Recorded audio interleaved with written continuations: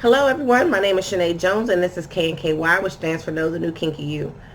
I am a certified sex coach, certified through Sex Coach University, and I am trying to inspire you to think of the world in a different view when it comes to sex and sexuality. As much as sex is this great possibility for us to explode inside and connect to someone, there is a darker side that a lot of people don't necessarily like to talk about. And I'm going to talk about it in a very non-traditional way. So, I was motivated by a series, a documentary that I watched on Netflix, which I do often since I have the next one is also inspired by this. And relates to our last video on sex trafficking, but we're going to talk today about madams.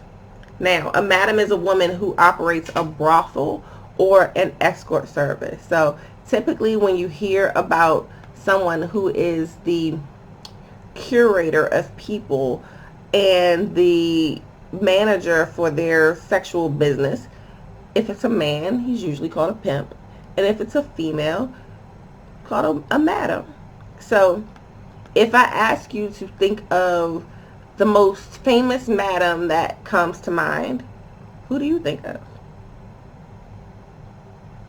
I have someone in my head, but I want to tell you about these other women that I was able to do some research on.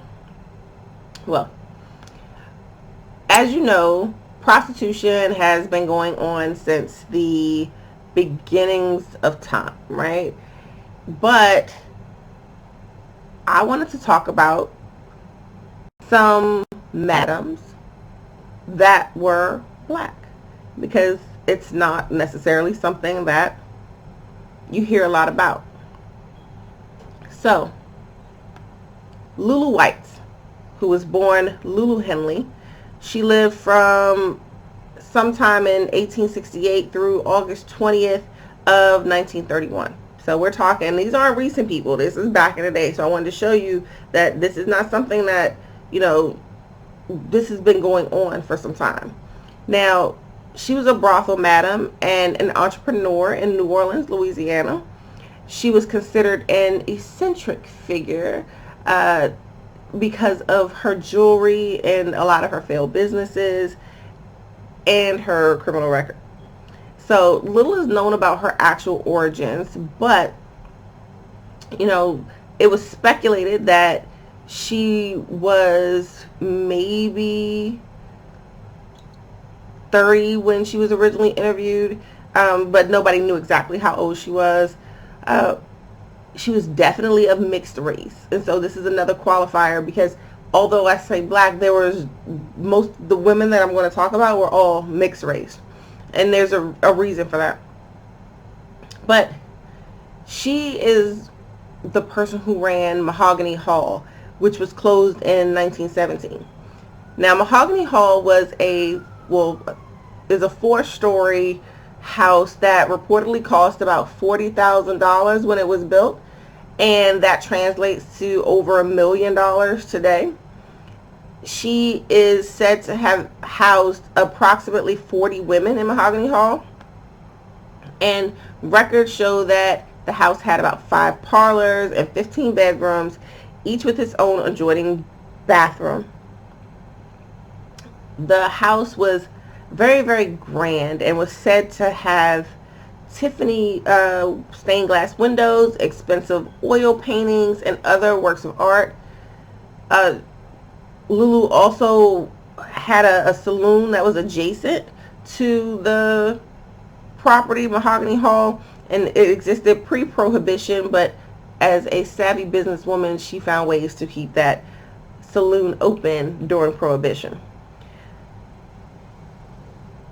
It was stated that she would only have the best women, the prettiest, the most attractive, smart, charming women in her establishment, in her stable, of course.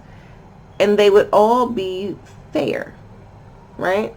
So they possessed a natural beauty and charm. So she definitely had a very, very high standard of the caliber of women that she would employ. So because Mahogany Hall was considered this ritzy place, it was actually recorded in a song by Louis Armstrong, where the name of the song is called Mahogany Hall Stomp. So this is not some little chintzy hole in the wall. It was a very, very recognized place. Now, Lulu White, Mahogany Hall, is said to be featured actually in some more recent songs. And let me get your perspective on your thoughts of this. So, Beyonce's Formation. Some of the pictures and photography from that video are from Storyville, New Orleans. And Storyville, New Orleans is the city's red light district and where Mahogany Hall actually is. And some of those images and characteristics, they say, were the persona that embodied Lulu White and her self-styled Diamond Queen of New Orleans. They correlate beyond just the phrase of artistic creation and are complemented by the historical framework. What happens is that when they pulled the stories together from American history, stories of sexual slavery and prostitution, the revolution and exile, capitalism, the American dream,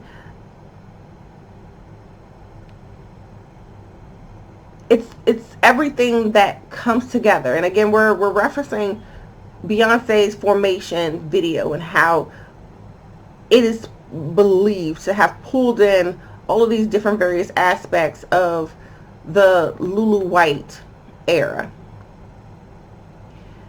So Lulu only catered to the wealthiest white men in America, right? Now, mind you, remember, she was a mixed race, and she only catered to white men. Now, the women that she employed, Lulu kind of coined a term called octoroon, which is a person who is 7 parts white and 1 part black. The term comes from slave owners who impregnated their black slaves, and their daughters were sexually infiltrated by white men. So although they were initially, 50-50 mixed race, they just kept being raped and assaulted and having children, so that eventually you didn't completely eliminate their black side, but it just wasn't as dominant. But they were still considered black. Even if you are 7/8 white, they were still considered black women. When you create this lineage of fair-skinned women, you also start to try to look at stereotypes when it comes to your light skin and the added value as a sex slave. So as a black people, we kind of know the conversations about, being able to pass the paper bag test, or bright as white, or, all of those things that show that having been a light-skinned person mean that you were closer to having that whiteness in your family than you were if you were a darker skinned person. So she catered to those who identified as that lighter skinned Creole, but also wanted to take on the men that wanted to engage in sex with black women without necessarily engaging in sex with darker skinned black women. Now, her story, I don't know whether or not you can see the correlations between Lulu White and the Formation video. I suggest you look it up for yourself and check it out. And again, let me know your thoughts in the video below, in the comments of the video below. So, next one we're going to talk about is Mary Ellen Pleasant. Now, she's a little off because although she comes up in the research, there's still not a lot of information specifically about her, but there are some key indicators about her life that sway us to believe that she was a madam. So, she was born sometime between 1812 and 1817. So again, this is a different century. And she, by January 4th, 1904, she was what was considered a full-blooded Louisiana negress, the daughter of a full-blooded Louisiana negress. And her father was Kaneka Hawaiian. So she was also of mixed race. Now, what is interesting, really, really, truly interesting about her is that she was a worker on the Underground Railroad. She helped bring it to California so that during the gold rush era, she was a civil rights activist. And I preface this to say that someone's occupation does not, even an occupation as a madam, doesn't take away from your ability to care about other people and making sure that you want them to be safe and have as much opportunity as they can. Now, because she was able to pass as white, she married a man named James Smith, who was a wealthy contractor, and it's said that he was also of mixed race and able to pass as white, but that is still unconfirmed. But they met on the Underground Railroad. When she married John, she was trying to make, when she married James, she was trying to make something of herself, but that relationship didn't really work all that well. It didn't last. So she met somebody else, and when she married him, she was becoming a businesswoman of her own. She was able to have investments in Wells Fargo Bank. So see how far back Wells Fargo goes. Thank you for my account. And she owned restaurants and boarding houses. Now, boarding houses are the key, because when we talk about our next matter, she did not own a brothel. She owned boarding houses. So this is the key factor in what most people are linking her to as being a madam, but it's really of her business ventures and things like that. She was able to later on marry someone else named Thomas Bell. So she had a lot of different relationships going on, and they eventually amassed about a $30 million fortune, and roughly, which would today be about $647 million. And because she was able to pass as white, nobody really questioned it. But she never denied herself as a black woman to black people. She used what she had to do and who she had to be for white people to get that to pass along, but she never denied who she was. She is a bit of a mystery. Again, as a shrewd business owner who catered to white men, which is the theory, there are more questions than answers as to how she actively participated in the sex trade. Although, again, all research indicates that she did participate. The boarding houses, which serviced rich white men, which, I think is interesting, because not only did Lulu and then Mary Ellen cater to white men, think about the times that we are talking about, early part of last century or 2 centuries ago at this point, depending on which one we're talking about. You're living in a world where it's hard to be a black person, a black woman especially, and a black woman who's a business owner. That's damn near unheard of. So we are going to wrap up with the Netflix documentary that brought us to this conversation, and it was called Mississippi Madam. Now, this documentary is I enjoyed it, so I don't want to give away too many spoilers, but I do want to give you what would be that, I think it's IMDb type of summary of the trailer, so that hopefully it entices you to go watch it. So Nellie Jackson is a woman who successfully ran a brothel in Mississippi for 60 years.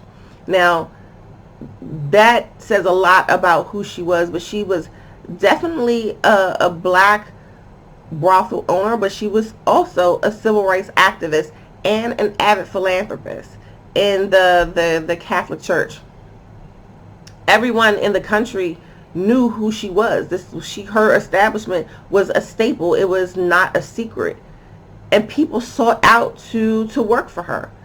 So Nellie was born in 1902, and she was actually murdered in 1990. So this is a more recent case of our black madams that we're talking about. She came from a very poor background, like many of the prostitutes that we had talked about before, but she came up with a different way to make money. So she was also very fair-skinned, and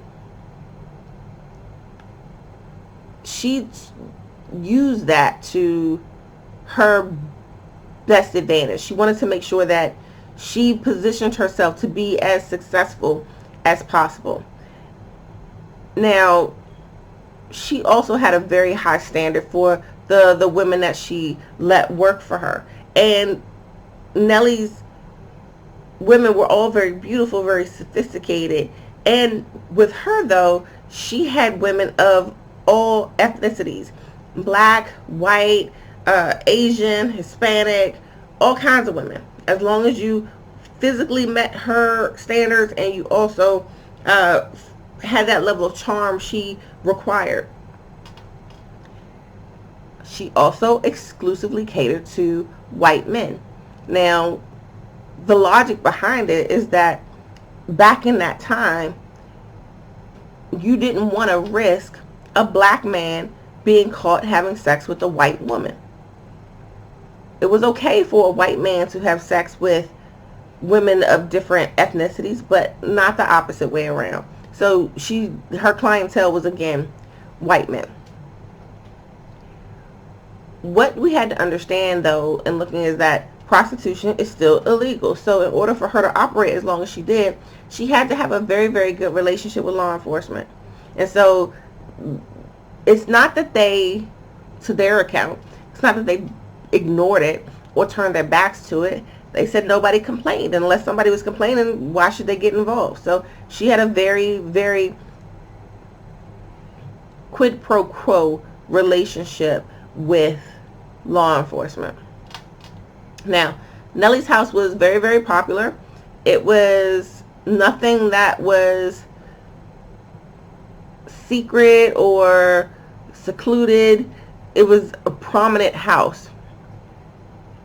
Now, that didn't mean that people weren't aware of the goings on. So if you frankly didn't care about being seen in Nellie's, you would drive your car up to the house, park in the yard lot, and then go about your business. But then you would have others who would park their vehicles, a couple of blocks away, and walk up in the cover of night, sort of thing.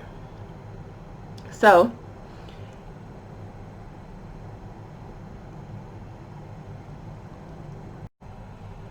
it was said that when you walked into Nellie's house through the back door, through the kitchen, that you walked into this room where there was a big dining room table where she would serve food and people would congregate, and they would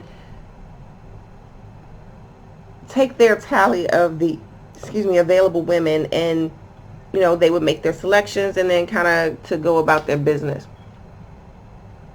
Now, because Nellie was such a staple and she ran the business for so long, it's really kind of tragic about how it is that she died. And when she did die, there was always this question about a little black book and what did she have, and did people know where it was and who was possibly in it. And it's not something that ever really came out, but you would think that a woman who had such elite clientele for as long as she did would definitely perhaps have had a record of it. But what we have to understand is that the documentary was made because Nellie had a lot of people that really cared about her. She was a good woman. She was a pillar of the community, and she was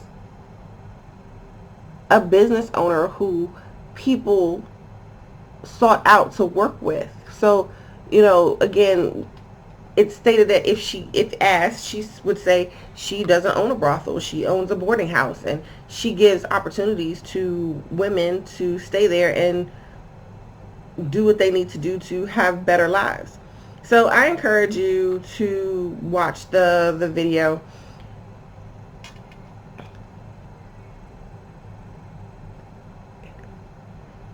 I hesitate because although I want to tell you how she passed, I think, if you get a chance, go watch the video and see whether or not it's something that, you can learn more about her as a person versus, me giving you my rendition of what happened. So the documentary's on Netflix.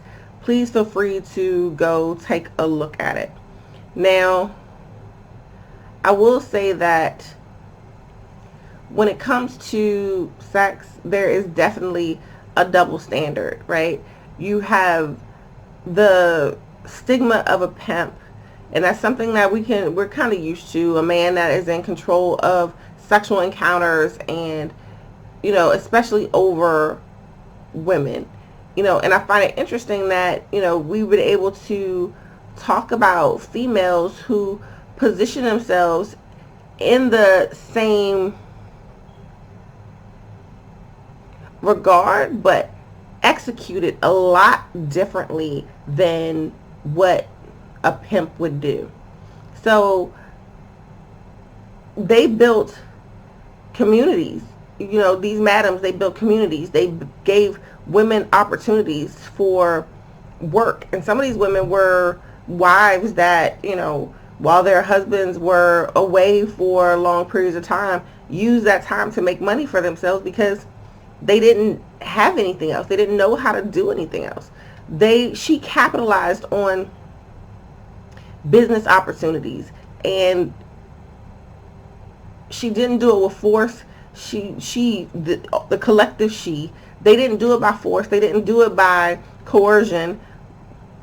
They did it so that they could make money for themselves and collaboratively help these other women make money while providing a service, and obviously a very lucrative service, to the men in their constituency. So when we reflect back on sex workers in the 1800s and early 1900s, we recognize that, again, there is a motivation that drove them to do what they had to do. It's no different from what happens today. So what I would like for us to do is make sure that we are working from a place of respect and understanding, and that,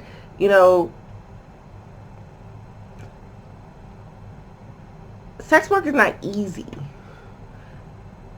It's easy in regard that it's something that we all do, but the moral complexities, the social stigmas, everything that can kind of be associated with it is not the best. But we have to remember that these people are human, and whether you are the prostitute or the madam that is taking care of her ladies, making sure that we are doing what it is that we need to do to be a better community. Because these women, especially the Nellie Jackson story, show us that it's possible. So I just wanted you to keep that in mind as you hopefully do your own research on these women and try to look at the difference of what it is that they provided. Even though the services were illegal, they afforded opportunities to young women that they wouldn't have had otherwise, and they gave it to them in a way that kept them off the streets. So I am Sinead Jones. This is KNKY, which stands for Build the New Kinky You. I hope you learned something. Please like the video if you did. Subscribe to the channel so you can keep up with new content. Share it so that others can benefit from our conversations. Leave a comment based on your opinion or your research. I would really, really appreciate it. Everything I do across all social media is at DOYOUKNKY, and I will see you again soon.